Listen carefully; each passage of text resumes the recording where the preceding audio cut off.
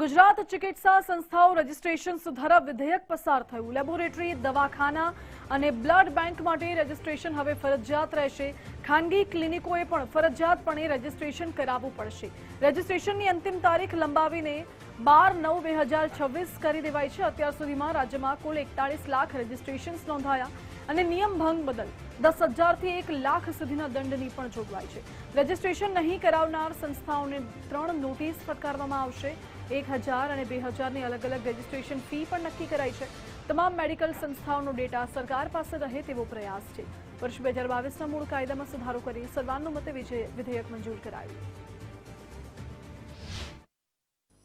ગુજરાતની તમામ private hospital, private દવાખાના, allopathic, homeopathic, laboratory, blood bank બધા જ રજીસ્ટ્રેશન કરાવી અને રાજ્ય સરકાર પાસે તમામની માહિતી રહે, જેથી કરીને કોરોના જેવી પરિસ્થિતિની અંદર ગુજરાત સરકારના હેલ્થ વિભાગ સાથે ટાઈપ કરી ગાઈડલાઈન પ્રમાણે આ બધી સંસ્થાઓ ચાલી શકે। જે 2022માં આ કાયદો અમલીકરણમાં આવ્યો હતો, પરંતુ રજીસ્ટ્રેશન 41,000 જ થયા છે।